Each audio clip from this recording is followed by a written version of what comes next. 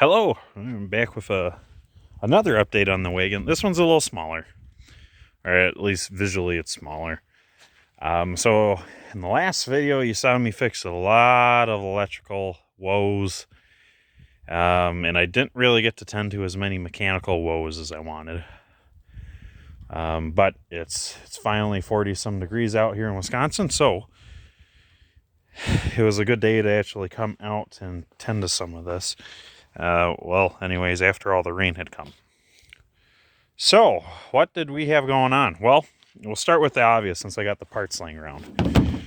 I did this last. This was least critical. But we put in new door gaskets. Yeah, fresh door gaskets. Oh yeah, yeah, brand spanky newity. So I have a how-to video on how to change these out in the EXPs, and it's the same exact procedure for these cars.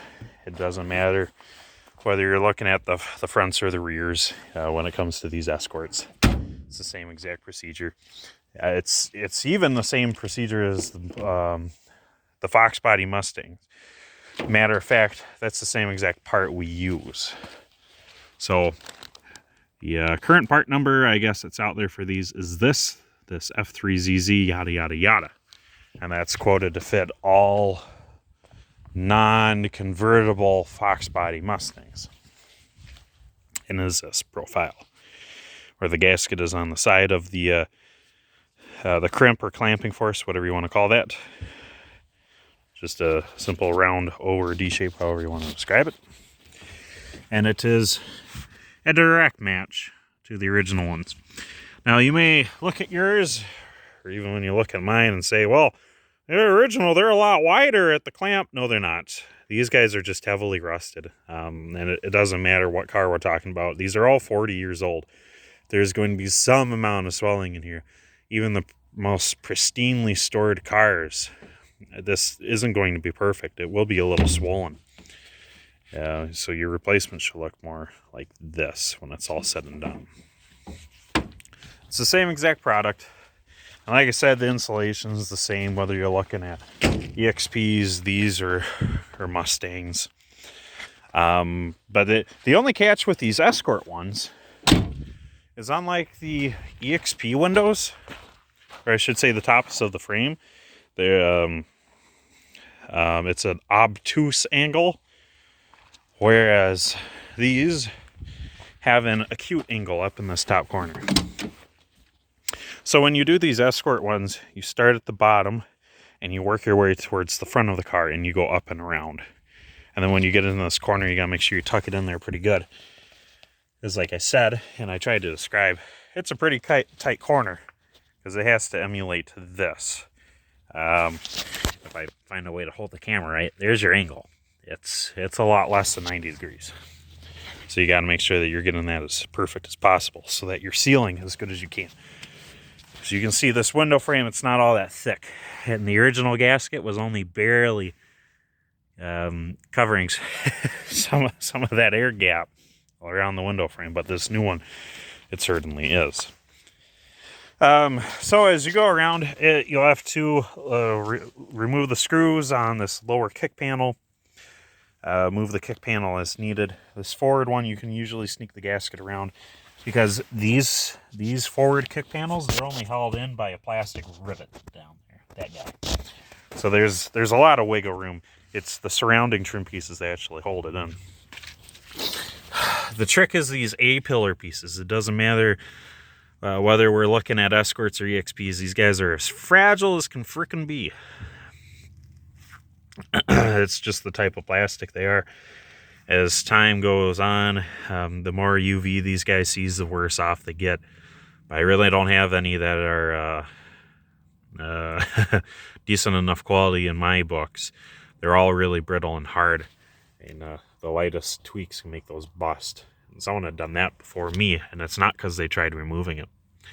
It's normal wear and tear, sadly. So those have to go, and then you feed your gasket all the way through, and then you simply screw back in your trim panels when you're done. One big tip is when you're doing, say, all these body screws, that go through the trim and into the shell of the car, If you're not replacing the carpet, you won't be able to see the condition of each of these holes. So let's pull this out so you can kind of see what I'm talking about. So on each of these, let's pretend this metal here, this thin chunk of aluminum, is sheet metal, the body of these cars. As you thread these in, tighten them, eventually it goes from, you can see here it's kind of mushroomed on the inside to being mushroomed on the outside as the screw slowly pulls it out and forward. So if any of your screws are kind of loose and you're not able to get them to go down all the way and bite in all the way, simply what you do is you set the screw in the hole as you're supposed to, and then while you have your screwdriver on it, give it a couple firm taps with your other palm on the end of your screwdriver.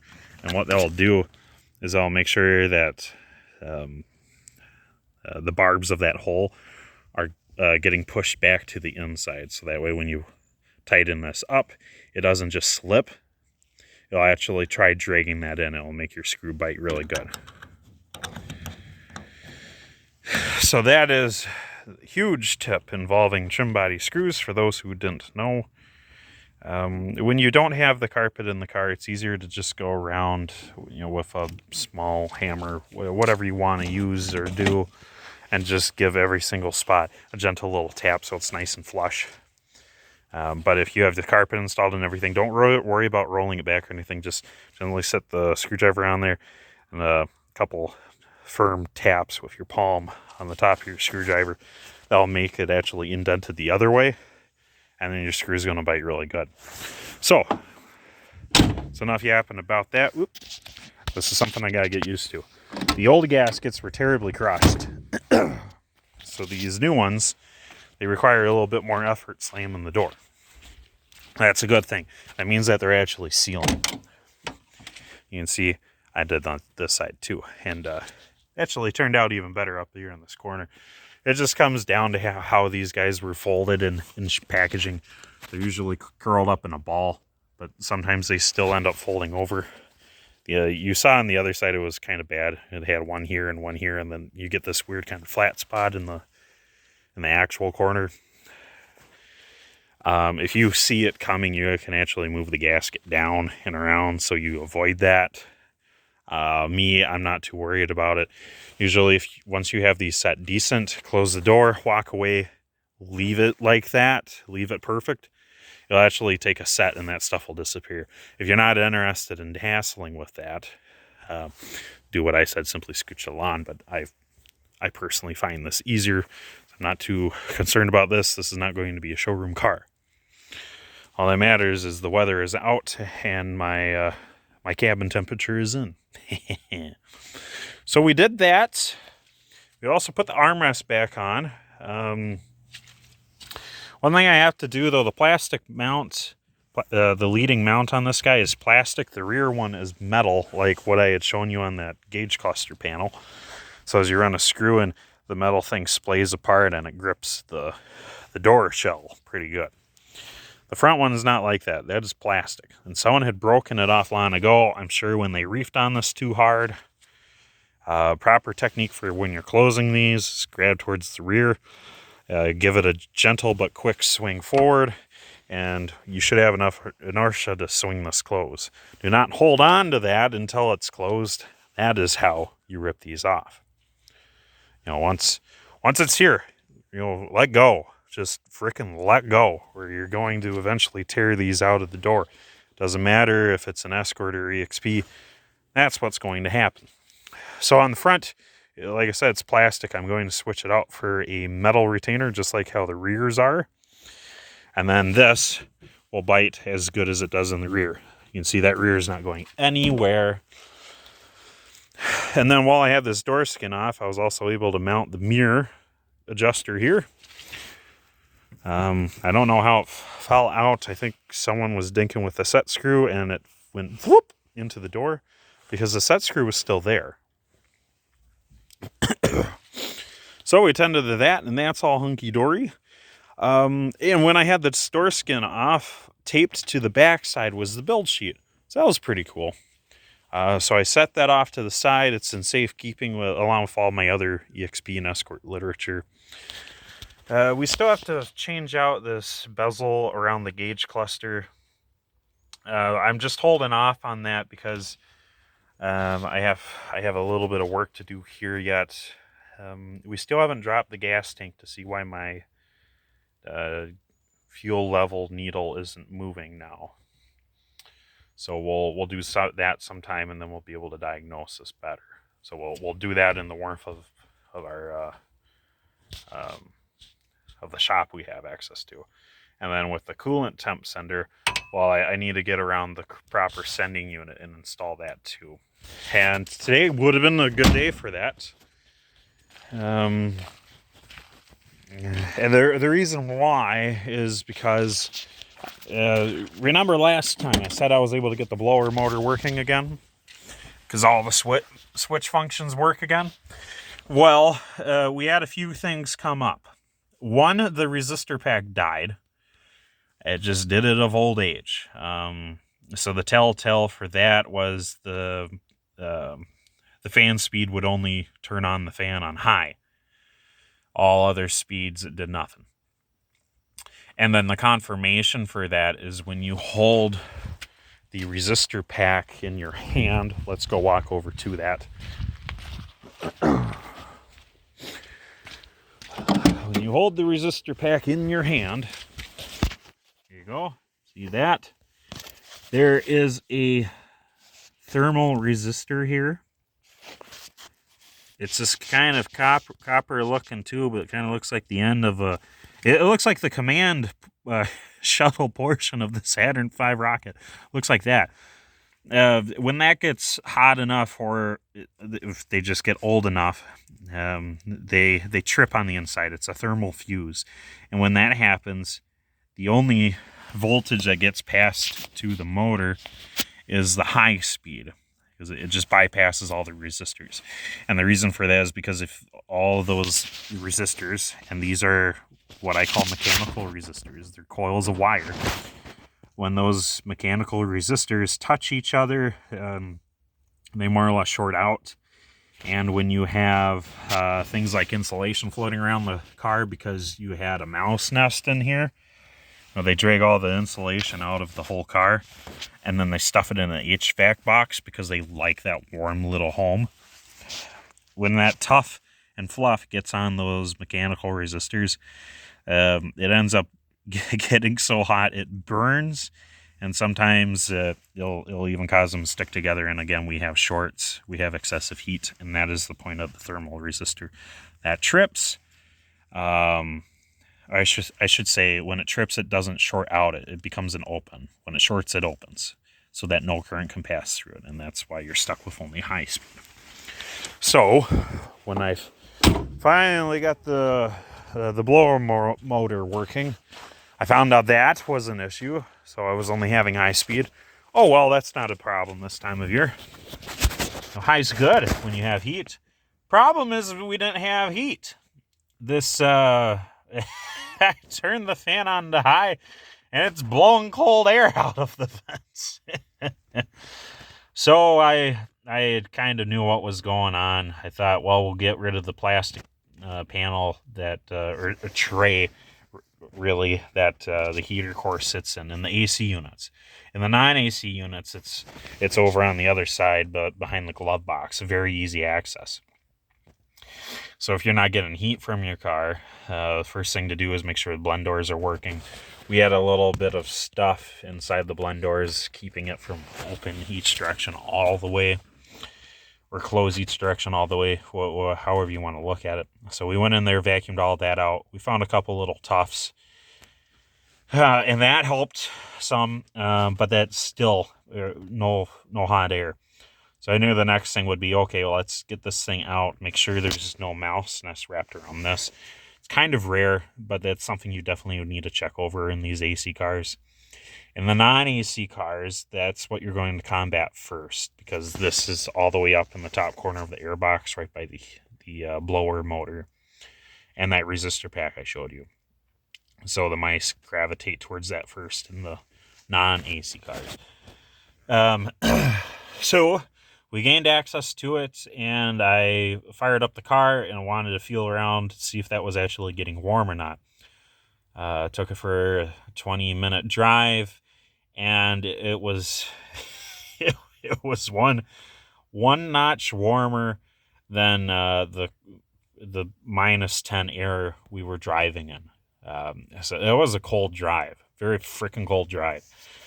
So I knew that was plugged up. So what we did, I knew there would be some gunk in the radiator, and that was certainly the case. Take the radiator cap off, I look inside, and oh yeah, it looks like mud. Just freaking mud. This isn't what it looked like. Let me tell you why this looks the way it does. I start draining all the coolant that's in the car, and right before it's done, because what's coming out looks like this, just brown mud, and it's thick, it's grainy, it's disgusting. Probably because the coolant is well over 10 years old. It was last driven in 2014. So, yeah, I drain out all the coolant. Right before it's done draining, I get a bucket of hot water, extremely hot water, straight from my water heater in the basement. So straight from the water heater, I'm getting 120 degree water in a bucket, and I start pouring it into the top of the radiator. So I'm using hot water to flush out everything that's in the radiator and hopefully some of what's in the engine. The bigger thing was the radiator, because with the cap off, I was able to see there was a lot of sludge in that critter. So we got that out, and this was the result. Half of this is that fresh hot water that I poured in there. The other half is that muddy sludge. You can tell when I start moving it around. The good news, none of that was head gasket or cracked head or cracked block, anything of that nature. Just real crummy coolant. None of it was mixing with oil. That's really all that matters. Now, before someone mentions it, no, I had only, honest to God, I had only put about 60 miles on the car in that condition. And because I noticed before I take any of these things out on the road, I always try to change the coolant. But in this, I knew it was pretty dirty. I always take the cap off. When you take the cap off, you're able to look down in the radiator to, one, make sure the level is high enough, to judge the quality of the antifreeze. So I look in there. Yeah, it was a little low, so we add to it, and then I see it's kind of dirty. I thought, okay, well, let's get a few miles under its belt. Try to circulate that crap through there, because if I can get most of that garbage past the engine and into the radiator, it's going to drain out a lot better. So we put about 4 or 5 heat cycles into this thing, and then today I was finally able to go drain it, and it turned out to be quite effective. Now I fired it up, took it, let it idle here in the driveway for 5 minutes. Again, it's 40 something degrees, so it doesn't need to idle long to get up to operating temp. You know, operating temp is just when the needle starts moving. Again, I don't have a needle, but I know what to expect out of these things. So idle for 5 minutes, hop in the car, go for 5-minute drive, come back, let it idle for just 1 minute, turn it off, check things out. Yeah, the heater core is now properly hot. It's a good 160, 180 degrees, somewhere in there, going off of my feel. And that's just me getting, oh yeah, that feels warm. And then a quick, oh, yep, that's beyond uncomfortable. So, got a working heater core in this critter now, plus a working blower motor fan. And then the final thing that hasn't worked since our last maintenance session with this thing is the wipers. The last time I worked on it, twice now. So the first time I took it into the shop and I worked on all the electrical, I was able to get the wipers and squirters working. And then on my way home, nothing. It wouldn't do frickin' nothing. So I go back a week later, maybe 2 weeks later, and I go through it again. Yep, it works perfect in the heated shop. And as soon as I roll out the door of the heated shop, they stop working, it stops squirting, yada, yada, yada. So I got to do a little bit of diagnosing, but I'm pretty sure it's the wiper motors that are bad because I've cleaned the switch while it's cold. I've cleaned it while it's hot. Doesn't seem to be any different. And when I test it with a meter when it's cold, I seem to be getting all the voltages I should out of the switch. So that gets us back to the motor. But that's just kind of typical for these things. One issue we've been having with Greenie EXP is whenever it's below 35 degrees, that blower motor does not work. And then once the cabin temperature reaches 35 to 38 degrees, the blower motor works no problem whatsoever. So I'm thinking we're having the same exact issue with the motor here. So we'll diagnose that and confirm it. And it aggravates me because we just threw new blades on, so I'll have to take them off, get these reclocked once I get the new motor and brackets in there. Lubricate all of the pivots while I have it loose and out. And then hopefully we'll be a-okay. I don't have very many wiper motors hanging around. I think I got one, maybe two loose ones out right now. I got a third one hanging around. So I got 2 or 3 to choose from right now, and I just hope they work when it's cold. That's really all that matters.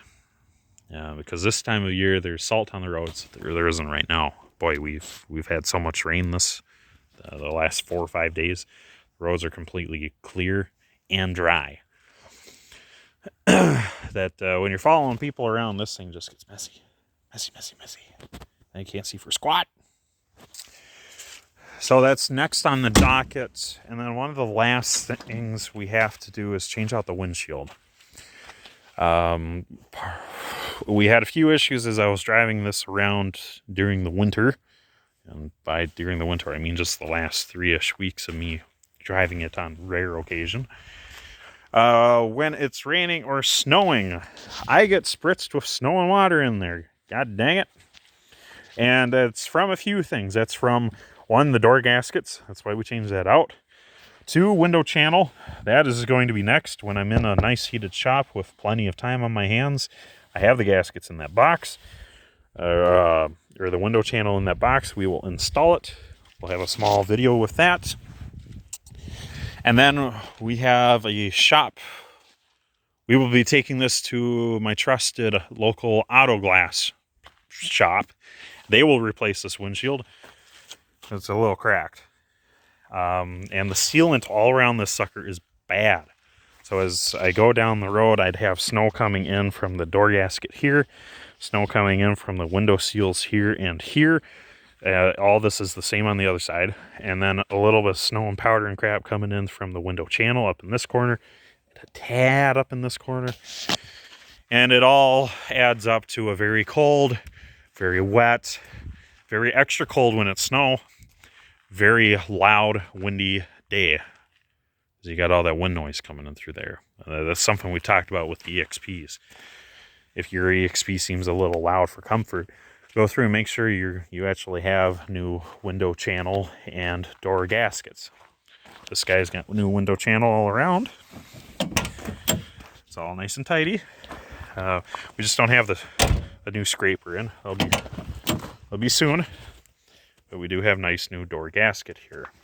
It's only